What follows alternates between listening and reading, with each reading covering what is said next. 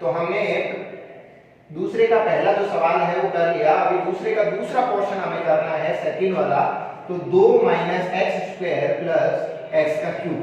तो यहाँ पे हमने देखा कि वापस हमें एक्स स्क्वायर का गुणांक ही देखना है।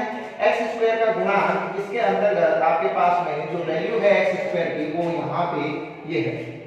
एक्स स्क्वायर की जो वैल्यू है वो ये है। तो एक्स स्क्वायर के आगे वाला टर्म्स आपको देखना है, इसमें चिन्ह किसका लगा है, माइनस चिन्ह लगाना है। तो एक्स स्क्वायर के कोफिशिएंट के साथ में उसका जो चिन्ह है वो कंसीडर किया जाएगा। तो आपको इस बात का खास तौर पे ख्याल रखना है कि उसका चिन्ह उसके साथ में ही कंसीडर किया जाए। तो यहाँ पे एक्स स्क्वायर का जो गुणांक है वो -1 हो जाएगा। तो एक्स स्क्वायर का गुणांक कोई डिजिट नहीं है तो 1 होता है, आपको पता है। अभी चिन्ह माइनस का है तो -1, और यहाँ पे लिखेंगे coefficient of x square equals to -1। तो यहाँ पे जो आंसर आ गया, सेकंड जो आंसर आया है वो कुछ इस हिसाब से एक्स स्क्वायर का गुणांक बराबर -1 और कोफिशिएंट ऑफ एक्स स्क्वायर -1। आपको इसको राइट डाउन करना है अभी रफ कॉपी में। फर्स्ट और सेकंड सवाल हमने कर लिया है। अभी हम थर्ड और फोर्थ को कंटिन्यू करेंगे।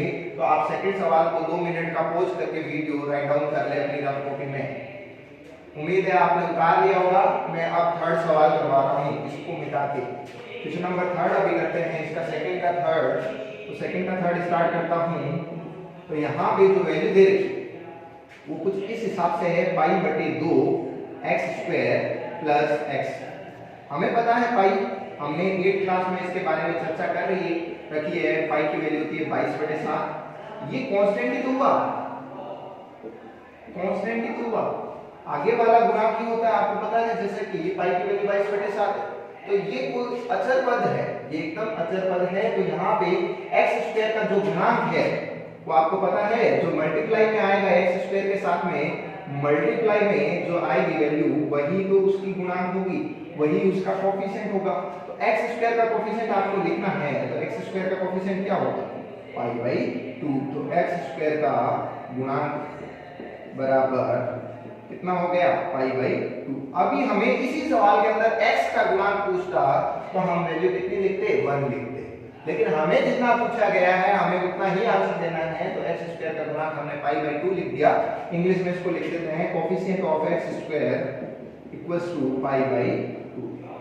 अब यहाँ पे थर्ड सवाल हो गया। अब हम करते हैं फोर्थ को। अगर आप बोर्ड से देखोगे तो इसमें थोड़ा सा अलग है। अब इसमें आप बोर्ड से देखोगे तो एक्स स्क्वायर का गुणांक ही नहीं, जो टर्म्स है एक्स स्क्वायर वही नहीं है। सवाल के अंतर्गत एक्स स्क्वायर की टर्म्स ही नहीं है, तो कुछ ना कुछ तो आंसर होगा।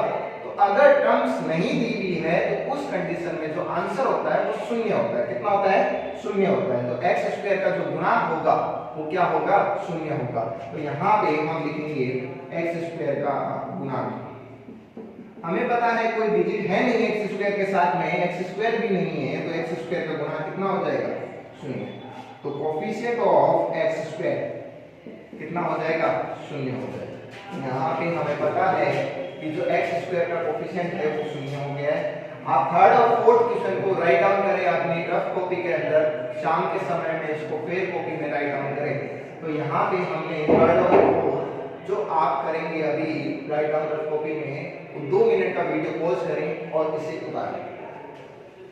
उम्मीद है आपने उतार दिया होगा थर्ड और फोर्थ। अब हम क्वेश्चन नंबर थर्ड की तरफ चलेंगे। ये सेकंड के थर्ड और फोर्थ है। अब क्वेश्चन नंबर थर्ड की तरफ चलेंगे। कुछ हम पहले इससे पहले डिस्कस कर लेते हैं। थर्ड क्वेश्चन से पहले इसको मैं रफ कर रहा हूं, आप उतार लीजिए। अब हम बात करते हैं question number third. Question number third के अंतर्गत कुछ शब्द आए हैं। जैसे पहला शब्द है गात, द्विपद, गात, एकपद। तो ये क्या चीज है, ये क्या चीजें हैं, पहले मैं क्वेश्चन राइट बोल देता हूं आपको। 35 घात के लिए एक द्विपद का और 100 घात के लिए एक पदी और का एक उदाहरण दीजिए। Give one example each of binomial of degree 35 and of a monomial of degree 100। पहले दो शब्द है, पहला है मोनोमियल। मोनोमियल के बारे में हमने कल भी चर्चा कर रखी है, फिर भी मैं आपको बता देता हूं ये क्या होते हैं और क्यों इन्हें मोनोमियल कहा जाता है। तो मोनोमियल वे डिजिट है जिसके अंतर्गत एक ही चर है। कितने चर है? एक ही चर। चर का मतलब भी आपको पता है, इंग्लिश के अंदर जो वेरिएबल बोलते हैं, और इसको जो डिफाइन किया जाता है अल्फाबेट में किया जाता है, ए से बी सी, और एंड में कोई भी अल्फाबेट ले सकते हैं जेड तक।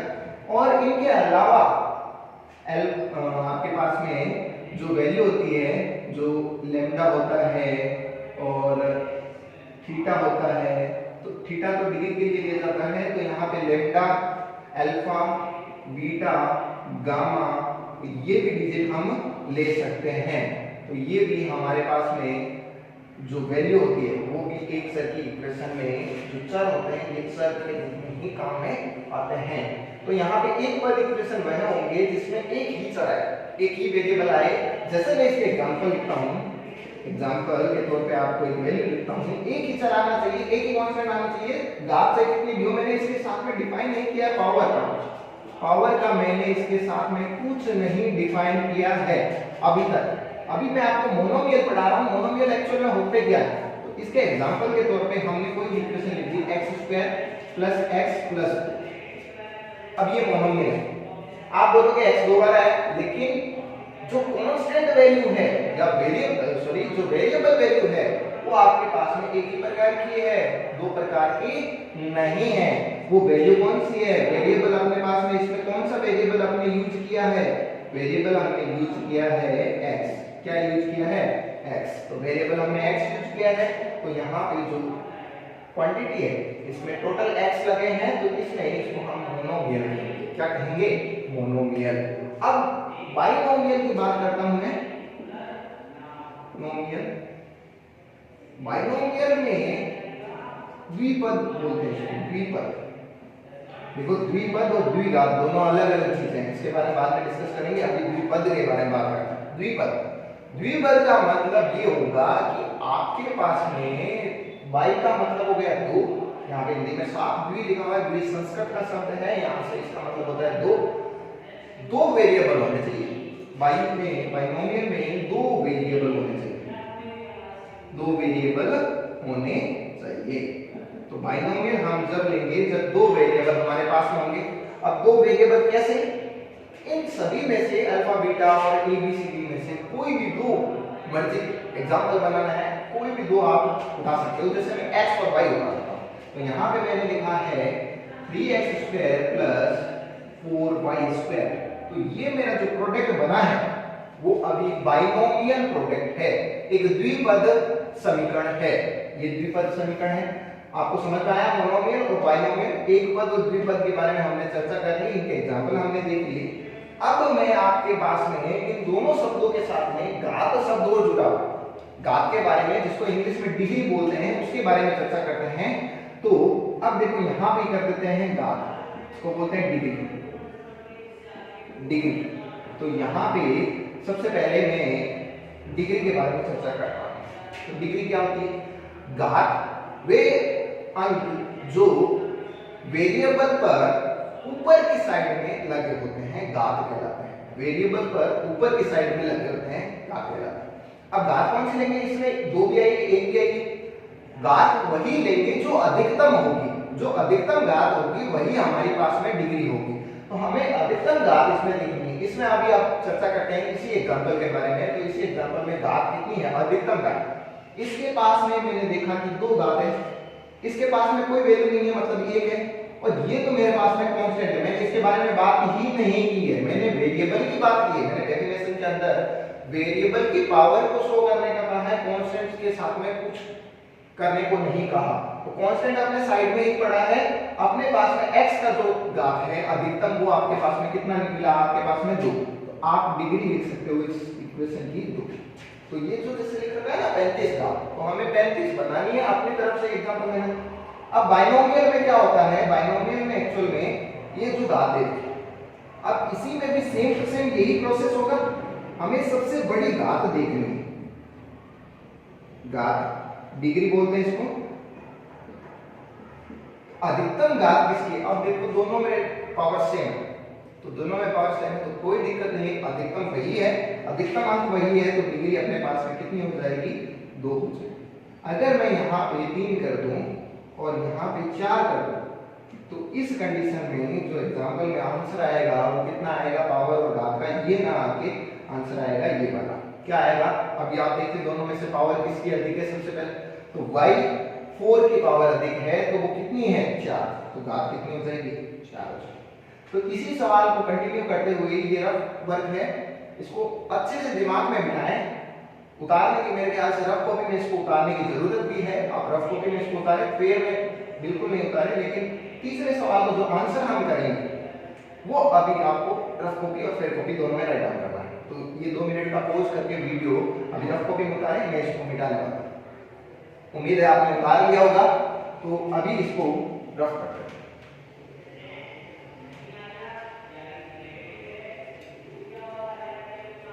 तो अभी आंसर नंबर 3 करना स्टार्ट करते हैं। आंसर नंबर 3 के अंदर 35 घात के द्विपद और 100 घात के एक पद का एक एक उदाहरण दीजिए। 35 घात के द्विपद और 100 घात के एक पद का एक एक उदाहरण दीजिए। मैं आपको दो एग्जांपल देके बताऊंगा, आप जरूरी नहीं आप किताब का ये एग्जांपल लिखिए, मैथ ऐसा सब्जेक्ट है जिसमें आपके एग्जांपल देने की बात आ जाती है तो आप खुद के एग्जांपल दीजिए, जैसा भी हो, मेरे भी मत कॉपी कीजिए, आप जैसा भी हो खुद के एग्जांपल बनाने की कोशिश करें, आपके बिल्कुल सही होगा वो आंसर, कोई नंबर नहीं कटेंगे। तो यहाँ पे 35 घात के द्विपद का, पहले द्विपद बाइनोमियल, बाइनोमियल के बारे में हमने चर्चा कर रखी है। अभी बाइनोमियल का अर्थ है 2 वेरिएबल आने चाहिए, कोई भी 2 वेरिएबल लेने बिल्कुल ले लेंगे, कोई भी ABCD और XYZ में से कोई भी 2 वेरिएबल हम ले लेंगे। तो हमारे पास में जो वेरिएबल है, जो सटीक वेरिएबल है वो XY लेते हैं, तो हम XY वेरिएबल ले लेते हैं। पहला एग्जांपल 35 घात के द्विपद का उदाहरण, 35 घात के द्विपद का उदाहरण, यहाँ पे इंग्लिश में लिख देंगे binomial of degree 35, example of binomial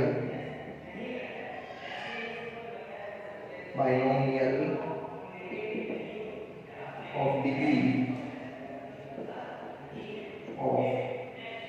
35 degree.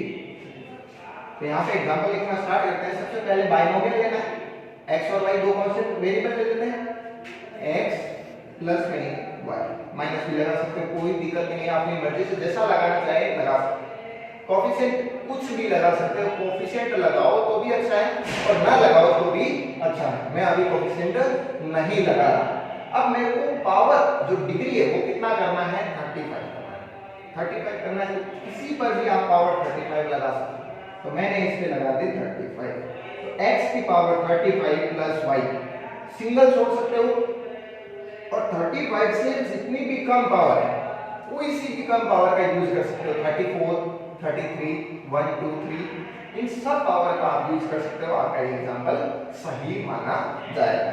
एक एग्जांपल मैंने लिख दिया है, दूसरा एग्जांपल आप कमेंट बॉक्स में कमेंट करें, या फिर मैं अभी आपको सेकंड एग्जांपल में एक और बता देता हूं, ये भी एग्जांपल ही है और ये भी एक एग्जांपल ही है। मैं एक और एग्जांपल बता देता हूं, जैसे इस बार xy ना लेके a और b लेता हूं, a माइनस लेता हूं, इस बार b, इस बार कोफिशिएंट भी लेता हूं, इसके पास में कोफिशिएंट 2, इसके पास में 3। अब मैं पावर को कन्वर्ट कर देता हूं, इधर ना लगा के इधर लगा देता हूं, तो ये भी है, ये दोनों आंसर आपके पास में सही होंगे। आपको फेयर कॉपी के अंदर कोई भी एक एग्जांपल उतारना है, मैं आपको बोलूंगा, सजेस्ट करूंगा ये एग्जांपल उतारे, या अपनी मर्जी से कोई भी एग्जांपल उतार लीजिए, कोई दिक्कत नहीं है। तो यहाँ पे 35 का जो पहला, इसमें 2 सवाल दिए हुए हैं, 35 घात के द्विपद का एक उदाहरण लीजिए। तो 35 घात का द्विपद का एक उदाहरण हो गया हमारे पास में। अभी सेकंड जो पोर्शन है इसका जो करेंगे वो है आपके पास में 100 घात के एक उदाहरण, यानी 100 घात के लिए भी एक उदाहरण देना है। 100 घात के लिए एक पद का उदाहरण, एक पद का उदाहरण, तो यहां लिखेंगे हम example of monomial of degree 100। तो यहाँ पे 100 डिग्री के लिए एग्जांपल देना बहुत ही सिंपल है, आपको पता है एक पद एक ही पद लेना है, कांस्टेंट ले सकते हो उसके पीछे, न लो तो भी चलेगा। तो यहाँ पे मैं कांस्टेंट अभी वेरिएबल जो ले रहा हूँ t ले रहा हूँ, तो अभी जो वेरिएबल लिया है मैंने t लिया। अब उसकी घात कितनी करनी है मेरे को, 100 करनी है। तो 100 कर देते हैं, पावर आपको पता है ऊपर लगती है, डिग्री पावर और घात तीनों चीजें एक ही है जो ऊपर की साइड में लगती है अल्फाबेट के। तो यहाँ पे मैंने 100 लिख दिया। अगर मेरे को इसका कोएफिशिएंट लेना है कुछ तो भी ले सकता हूँ, 2t 100, और अगर इसमें वेरिएबल ऐड करने हैं तो भी मैं कर सकता हूँ, और ये मेरा आंसर सही होगा। अगर मैं इसको ऐसे ना लिख के सीधा ऐसे लिख देता तो ये सही। आप दोनों में से कोई सा भी कर सकते हैं। ये दो एग्जांपल मैंने लिखे हैं, बहुत ही सिंपल सवाल थे आज जो हमने किए, उनके बारे में आप जरूर से घर पे प्रैक्टिस करें बार बार। ये सवाल एक नंबर के सवाल 9th क्लास में पूछे जाते हैं। ये एक नंबर के पोर्शन जो आपके पास में 25 क्वेश्चन आते हैं, उसके अंदर बिल्कुल एक सवाल इससे आएगा। तो आप इनकी प्रैक्टिस करें ज्यादा से ज्यादा, खुद इसके एग्जांपल बनाएं और खुद से देखें। तो यहाँ पे हमारी क्लास को अभी हम विराम देते हैं और आगे की क्लास कंटिन्यू करेंगे हम कल। तो आप उम्मीद है आप घर पे अपनी प्रैक्टिस कंटिन्यू रखेंगे और पढ़ाई करते रहेंगे। गुड मॉर्निंग स्टूडेंट, कैसे आप सब?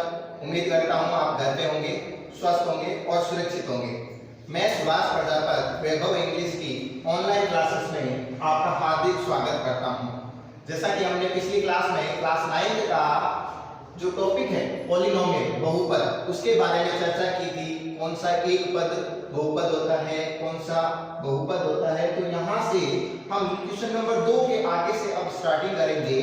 तो पहले हमने जो कल पढ़ा था वो चर और अचर के बारे में पढ़ा, और साथ में इक्वेशन में थोड़ा सा टॉपिक में देख लेता हूँ पीछे। हमने चर और अचर में बताया था कि कौन सा एक पद का चर है और कौन सा दो पद का चर है, तो उसके बारे में चर्चा की थी। आज जो क्वेश्चन है हमारे पास में वो निम्नलिखित में x² का गुणांक लिखिए। क्वेश्चन नंबर 2 जो आपके नए सिलेबस के अनुसार है वो हम करेंगे। रफ कॉपी और फेयर कॉपी अपने पास रखोगे। रफ कॉपी में अभी जितना भी कार्य है, जो क्वेश्चन है उनके सॉल्यूशन है वो लिखेंगे, और फेयर कॉपी में राइट डाउन आपको शाम को करना है।